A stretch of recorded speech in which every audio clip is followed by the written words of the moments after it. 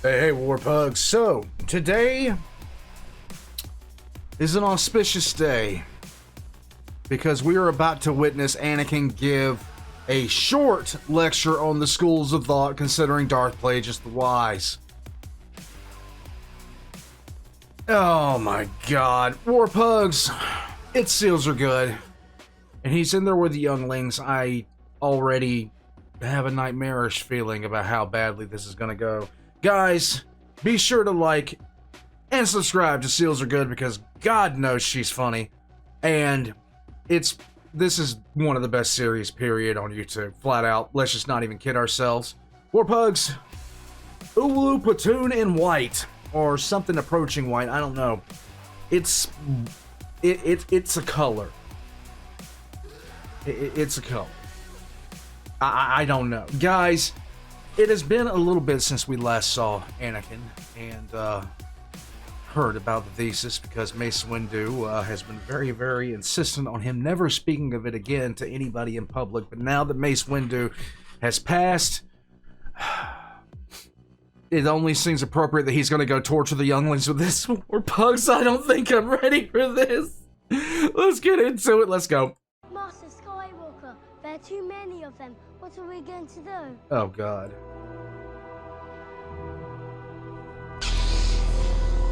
Apologies for scaring you there. I've misplaced my laser pointer. Bro. So I'm forced to use my lightsaber as an alternative. Bro. You killed the guy. This is something of a breach of academic conduct, so I'm rather annoyed at myself. Okay. I hope you can find it within yourselves to forgive me. Regardless, the answer to your question is, of course, to learn. Knowledge is power, and through self-improvement and personal cultivation, you can reach your perfected self. To Okay. confirm, Lord Academus, your channel is broadcasting on all frequencies, both in our comms and throughout the building. Every clone of Jedi will hear you. I'm not sure this is entirely wise. As requested, Lord Academus. I'm in the library. Signal's a bit rough, so my voice may not be as clear as my compatriots, but that means it should be easier to distinguish us. I'm super excited to do me some learning about the tragedy. Bear in mind, Lord Academus, he was dropped on his head several times when he came out of the vats. In aid of that, I prepared a short lecture on the tragedy of Darth Plagueis the Wise. Oh, God. Originally, the way the tragedy was introduced is through asking the other person if they've ever heard it. These days, however, it's only those who are very traditional, those who have a very rudimentary grasp of the tale, or those who are a bit dim who introduce it like that.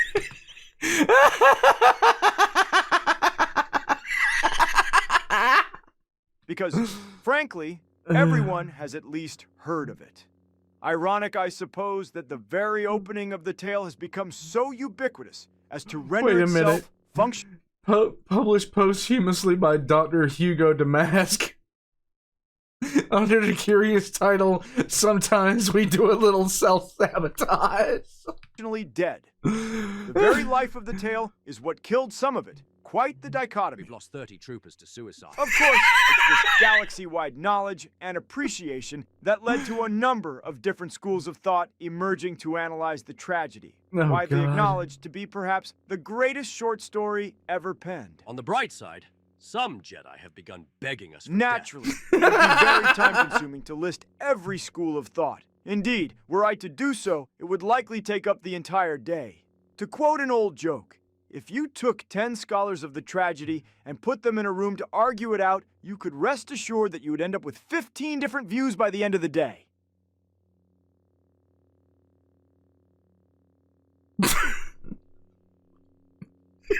Well, that often gets a laugh in academic circles. It's also particularly amusing in its original Hatise, as there's more wordplay. What? You certainly got a good chuckle out of everyone in the library. Many clones have likewise been pleading for the sweet mercy of the eternal sleep.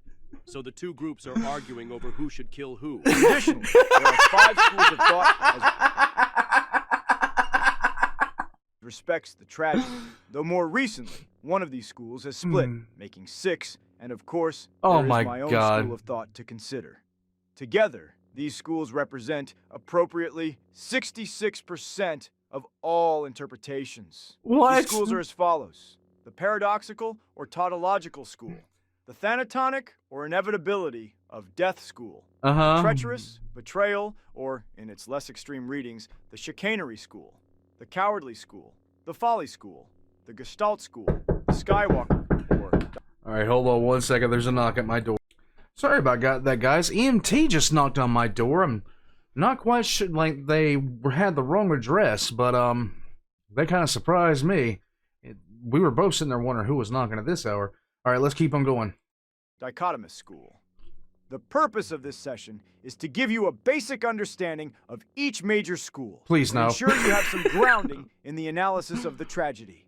It should be noted that, given our time is short, and I must be brief, I will not be able to delve into the nuances. Okay. Instead, I'll go through each of the aforementioned schools briefly, Right. touching upon their interpretation and mentioning some of the foremost scholars. Okay. Bear in mind that the groupings are broad, and there are many scholars who have viewpoints spanning these schools or who adhere to the broad theme of their school while differing in the details. To Why? quote the Jedi's very own Jocasta Nu, when she was performing an analysis of the schools, the distinctions are clear at a distance, yet blurry close up. Or Okay. perhaps she is merely long-sighted.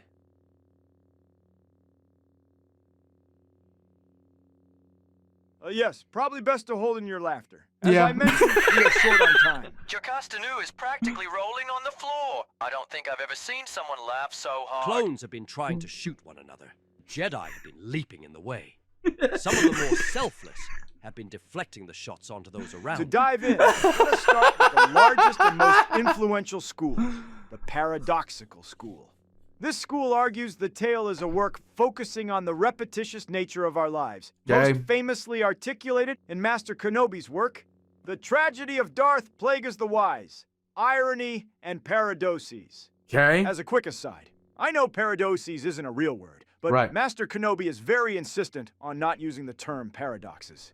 He actually spent 3 pages arguing that paradoxes is far superior a word for the plural of paradox Why? than paradoxes. He very much likes to argue the point, and it's honestly quite exhausting, so I don't recommend bringing it up to him.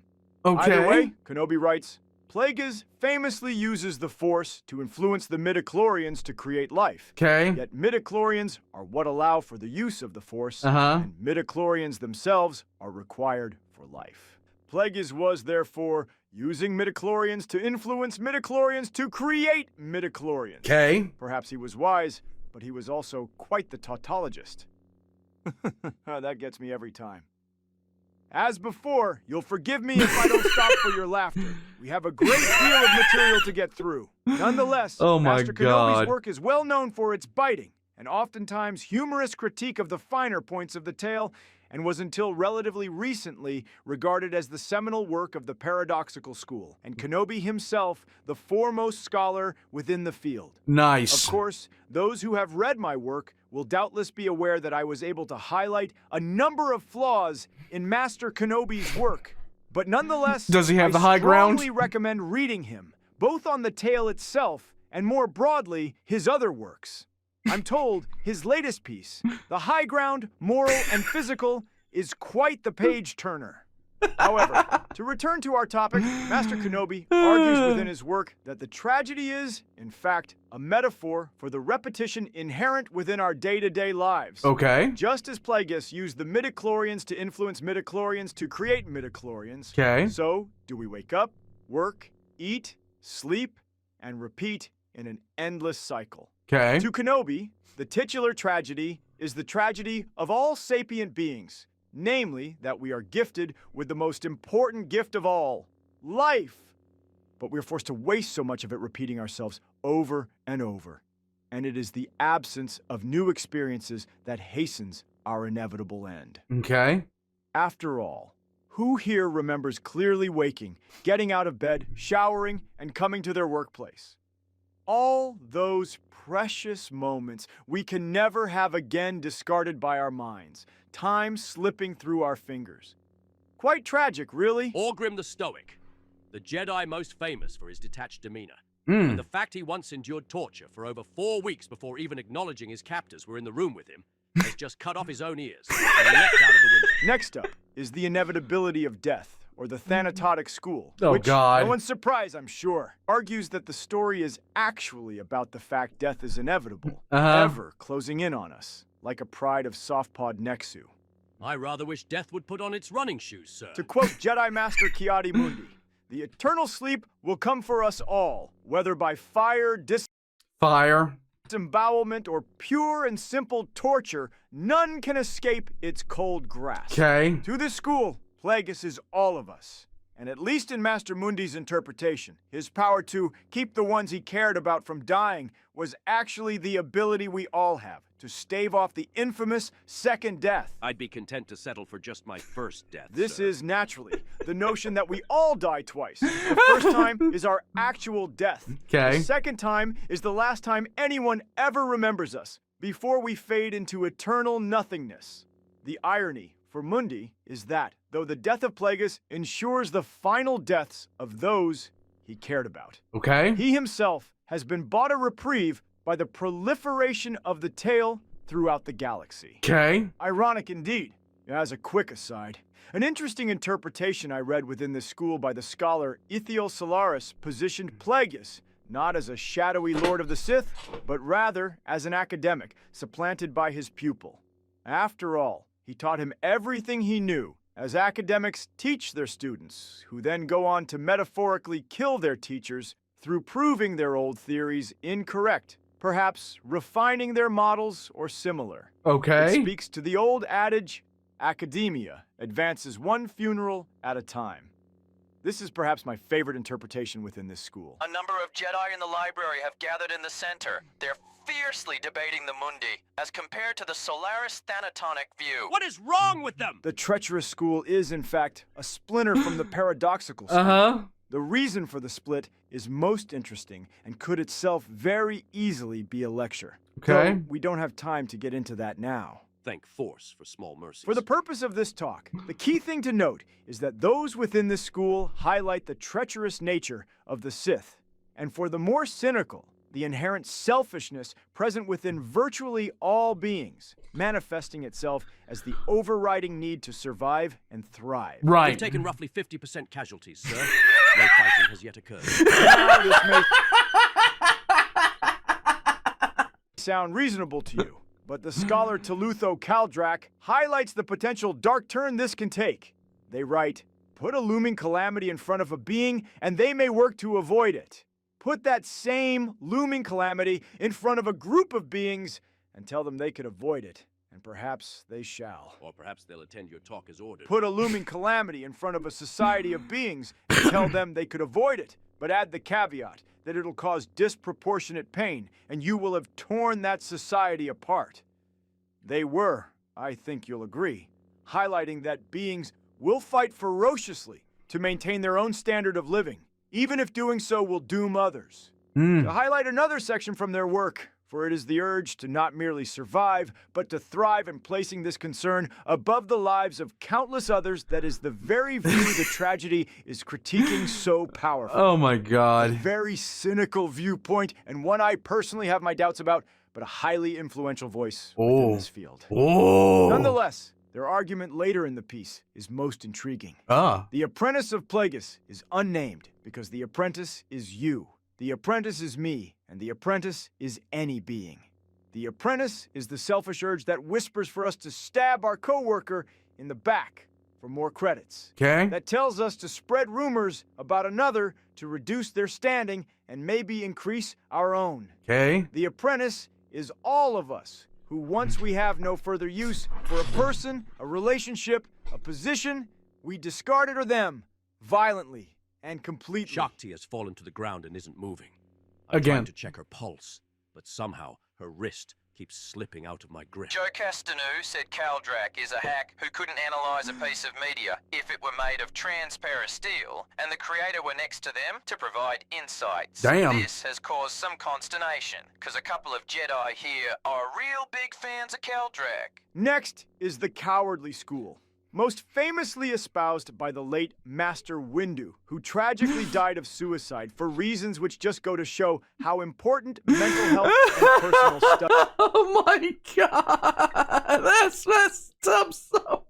study are. Indeed, it's in his name that I'm delivering this humble lecture. Doubtless, he'd be thrilled. No, he would hate you. Now, Master Windu's most well-known work on the tale were the famous lectures he gave very publicly, which may lead everyone here to question why I even need talk about it. This is a question we're not so much asking as desperately pleading. The answer is that I've recently met someone, and this is hard to believe, I know, who not only hadn't heard Master Windu's work, but hadn't even heard of the schools of thought on the tale. That sounds like a glimpse into pure bliss. Jocastanu just decked another Jedi! I won't name any names, but I don't want anyone to think this person an uneducated rube.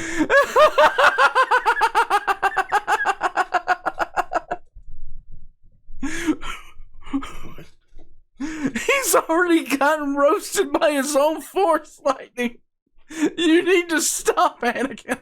Who'd be of more value recycled into protein chunks than to continue in his breathtaking ignorance. I would be open to being recycled into protein chunks. Happily, I was able to recite my full thesis a couple of times, and this error has been corrected.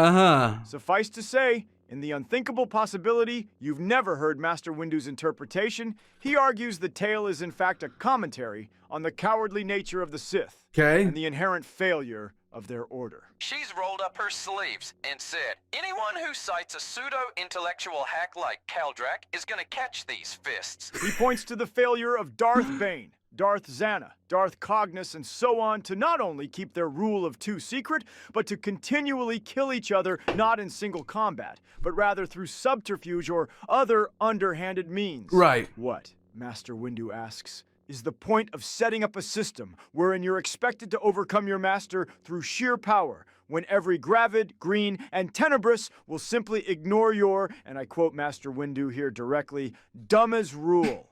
He argues quite forcefully. The Sith are complete and total fug-ups who manage to be physically revolting and morally pathetic. Insisting their power is what gives them the right to oppress others, only to backstab any threat they face like the slimiest woofa-worms, all while insisting their cowardice is actually intelligence. A Jedi Master has just given himself an impromptu lobotomy. He is happily drooling on the floor. Several clones have begun screaming, "I wish that were me!" and have been smashing their heads against the wall repeatedly. The sound of screams and the crunch of bone echo throughout the halls. Still, you gotta laugh. Next, the Folly School. Famously, a school of two halves. Come on, man. We're in two halves. So good, sir. I persuaded Jocasta you quoted Kaldrak, ironically. Indeed, some scholars within this school have argued that they should, in fact, be split. But this is an item of some contention, and the debate rages on. Ideally separated at the head and neck, but I'd settle for waste from torso. Provided I would drop down a bottomless pit to ensure my death. Like Maul. You doing all right there, For bro? myself, I believe the two are so entirely distinct as to be well deserving of becoming two separate schools. Cool. But, alas, despite their clear differences, which will be articulated shortly, they remain, at present, united. The two halves are, of course, the Hutt view and the non-Hutt view, though we should note that many scholars who argue for the Hutt view are not themselves Hutts, and vice versa. Now, broadly speaking, the Folly School covers the notion that Plagueis, frankly, was a fool who missed out on the ability to utilize his unprecedented gift to ensure personal wealth, power, and prestige. After all, would not eternal life be the greatest, most profitable gift of all? I don't know, sir. Death certainly has its appeal. However, Plagueis failed to utilize his astonishing power and instead ended up dead himself. His gift not only failed to give him riches, but failed to preserve that greatest rich of all, his own life. My life at the moment feels more like an unspeakable curse. Or perhaps an overspeak. The Hutt thinker, Locke, who, as is traditional for Hutts in academia, enjoys switching specialty every few decades, was the one who provides perhaps the most well-known non-Hutt interpretation of the Folly School. To quote the being himself, Plagueis was, fundamentally, a man who repeatedly and continually threw away his potential. He could save others from death, yet we learn of none who this supposed could was actualized for. He taught his apprentice everything he knew, and thus rendered himself vulnerable. He trained himself out of his own position. And in the end, he was killed in his sleep without even lifting a finger to defend himself. Every action in the tale from beginning to end is mistake after mistake. Anakin is now the second most powerful being in the galaxy. Politically, figuratively, and literally.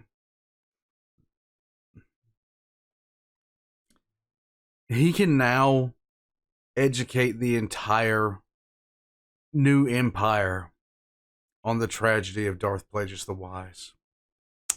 This is going to be a war crime unparalleled in the annals of human history. He makes himself redundant while leaving himself mortal. Put simply, had he the material, real-world power, his preservation, and thusly his implied quest to accumulate knowledge of the Force would have been assured. He didn't, couldn't, and thus isn't. I've just checked my biological age, sir. I was 27 when I walked in here. I'm now 105. Still, 8 decades in exchange for a grounding in the tragedy. Some would say it was well worth it. Yeah, but the asylum doesn't usually let them out at this The age. Hutt meanwhile, uses the Hutt spirit of Kajidich, which is a word that essentially translates to someone's gotta have it. Why not us? Now, here, we need to speak carefully. Or we could even stop speaking entirely. As this term is regarded by some Hutts to be fundamentally speciesist, with some arguing that it relates specifically to Hutt gangsters and criminal organizations rather than Hutts within academia, and the use of it continues the stereotype that all Hutts are, at their core, criminals, violent or otherwise dangerous. My last girlfriend was a Hutt.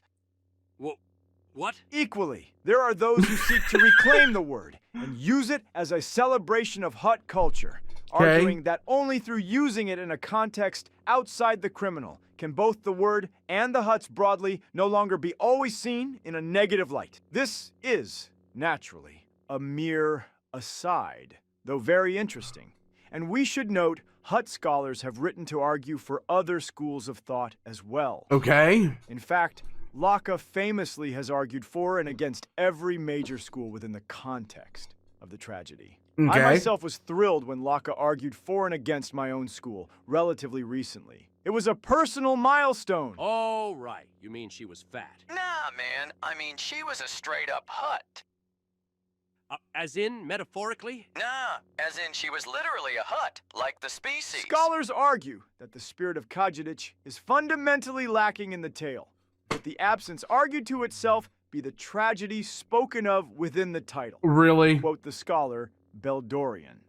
Plagueis was fundamentally unable to grasp the absurd power and wealth at his fingertips. He had, but he did not truly possess. There we go. Because of that, others were the ones to take his life and possess his power instead. There we go. Proponents of this view typically argue the apprentice is, in fact, the spirit of Khajiit, punishing Plagueis for his consummate failure. Interestingly, in Hutt space, many Huttlets are told the tale as a warning of what will happen to them if they fail to grow up with the appropriate sense of Khajiit, perhaps an interesting cultural example of Hutt society utilizing their own innate tendency toward paranoia as a social propagation. Aren't they like hermaphrodites? Nah, bro. Don't call me bro. That's just a legend. In actuality, there are male and female Hutts. You can easily tell by their curves. Huh? Hutts are all curved. The penultimate school I'd like to cover today is the Gestalt School. Okay. Which deals with what some in that school pejoratively call isolated minds, but more properly are silo minds. It is this group which find this school hardest to grapple with. I don't see any beings who are hive minds amongst us. Though some have argued, all those attuned to the Force are themselves within a hive mind of a certain kind. So perhaps for us, it'll be easier to understand than for most. Nonetheless, those in this school argue the tale is a fundamental communication of what hive minds term maplos, the sense of isolation or fundamental loneliness silo minds experience. Were you forced into this relationship? Did the Hutts kidnap your family? We are one another's family, bro. I'm just trying to understand why you would do that to To yourself. briefly explain, the fundamental problem that silo mind philosophy Well, at least he doesn't want to die anymore. discusses, but hive mind philosophy doesn't, is that of the problem of other minds. The issue that we can never truly be sure other minds exist, as the only ones we experience are our own. Hive minds, on the other hand, are able to sense the fact that other minds exist, and they can freely commune with them. Okay. This problem, therefore, is not one that truly exists in their own societies, though there are vague equivalents depending on the exact type of hive mind. For example, if the beings are merely telepathically linked but are otherwise independent, or if they're like Bilar, whose minds pool as more and more gather. As a quick aside, legends tell of societies with natural telepaths such as the Iktachi who likewise lack this problem. However, scholars have been unable to confirm whether these natural telepaths, outside the use of the Force, even exist. And naturally, once hive minds met silo minds, they learned the concept. Okay. But we are speaking to their tradition. Either way, Maplos is the term hive minds ascribe to the silo minds' inability to determine whether others truly exist as independent, fully formed beings, or as essentially automatons. Isolated minds sprang from this view, with the notion being that silo minds are fundamentally deeply alone and will always and forever be isolated. Certain hive minds use the would-be aphorism, "We all die alone," as evidence of Maplos. The phrase is, of course, common amongst silo mind peoples, but wholly alien to a hive mind. This is getting past the point of ridiculous at this juncture. We've gone too far. We can never go back. Scholars in this school, most famously the controversial collective Dilthric, argue the tragedy is the tragedy of all silo minds. I should note he uses the less favorable term for silo minds, but in the interest of decorum, I shall refrain. Okay, Time and of course. again, he and himself are used, like pitiful gasps from a collective which has suffered a catastrophic loss of drones. The pathetic cries for help are all the more desperate the further we read into the tale, for the true tragedy is the inability of silo minds to even fathom the absence, in their experience, the tale exemplifies. For Dilthric, then, Plagueis is the average silo mind, isolated and alone. The tale is, as they read it, a scathing satire by a brilliant hive mind lampooning silo minds. You're kinda hostile, bro. Are you one of those no interspecies dating people? I mean, it's a hut, for force's sake. How in the galaxy does that work? All in the legs, bro. If a hut lady is into humanoids, they love toned legs. Makes them go wild. I guess it's like a novelty thing. Unless you mean, how do you get intimate with a lady hut? I think I'm going to be sick. Final School is naturally a personal favorite. Of course. Skywalker School, also now famously known as the Dichotomous School. Allegedly, this term sprung out of my apparent favor for the word dichotomy. Right. In the context of my thesis. This isn't something I agree with per se. But I think when your work reaches a level of renown such that it receives a nickname you haven't devised, that is itself a mark of affection. Or a desperate plea for mercy. Sorry, man. I shouldn't have assumed. But yeah, I'm not sure how to go about picking up hut dudes. That wasn't...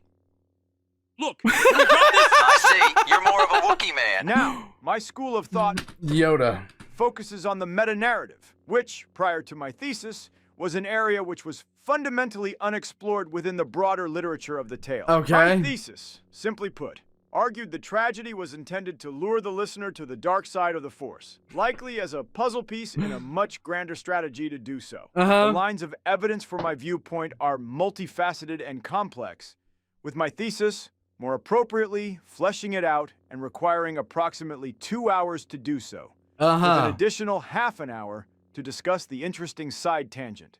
However, I will offer a necessarily simplified view here, and when you have listened and doubtless want more, you can go on the Holonet to purchase a copy of my thesis. To continue, the tale is often introduced with the question, did you ever hear the tragedy of Darth Plagueis the Wise? With the expectation the listener will answer in the negative.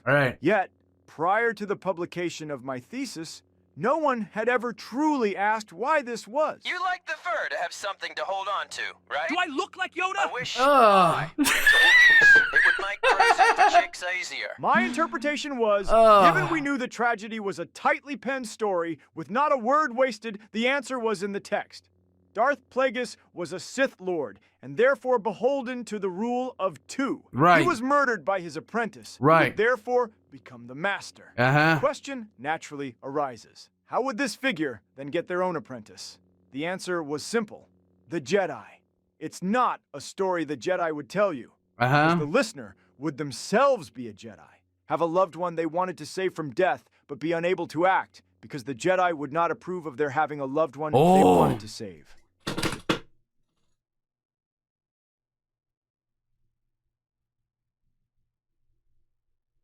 The tragedy of Darth Plagueis the Wise hints at the possibility of saving one's loved ones from certain death. The apprentice of the tale learned everything Plagueis knew, after all. You practically have to bring a Star Cruiser when picking up hot girls. You have to break out a tractor beam, if you catch my drift. Oh my Please, God. Stop talking! Hey man, I listened to you talking about how you like to pick up Wookiee girls. Therefore, in telling the tale, the apprentice was dangling the prospect of the listener joining the dark side.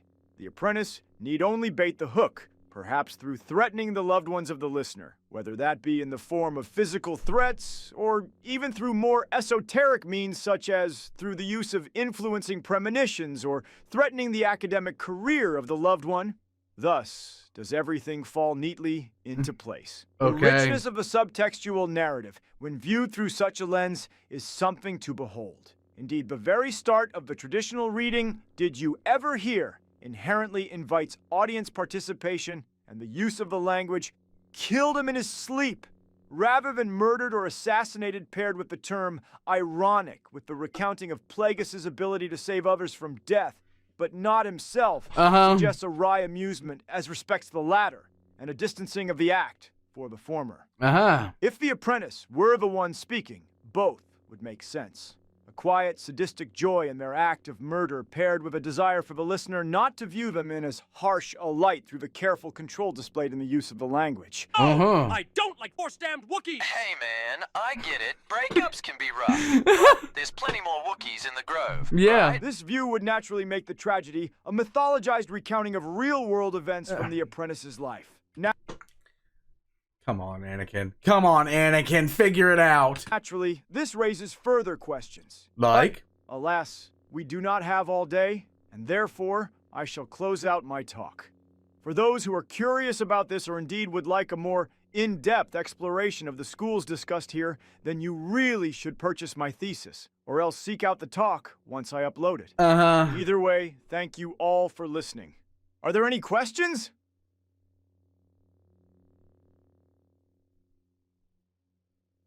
Oh, the younglings all killed themselves.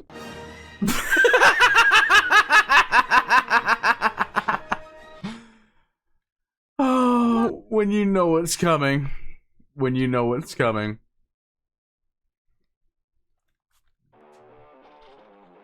Have you ever heard the tragedy of Darth Plagueis the Wise? Bruh, how does... Anakin is so stupid, man. I swear to God, he is... Guys, I have nothing on this. This is incredible. Seals Are Good took... basically was nothing more than an aside. And turned it into one of the funniest... just stupid pieces of lore that you could possibly... Dude. Have you ever heard of the tragedy? God. Guys. Just remember, Anakin is now the second most powerful person in a galaxy-spanning empire. People are going to be forced to understand the tragedy. They're going to be forced to re-education camps so they can learn of the tragedy and the dichotomy therein. Oh God, it's a horrible empire. It's getting worse all the time. Warpugs. This is Seals Are Good. I love this. Oh my God, this is the dumbest thing, but it's so good. Warpugs, as long as you're not ascribing to the Kai Mundi version, whatever. Go ahead. Believe what you want to believe. Me personally, I like the Windu version. All of Seals Are Good's links are going to be in the description down below. Go check them out. You will not be disappointed. I'm going to head out from here. Get yourself a Woo Platoon shirt. The links in the description down below. All of Seals Are Good's links in the description down below. Join as a member of Patreon for early access. And I'll catch you guys next time on the tragedy of Darth Plagueis the Wise. Ah!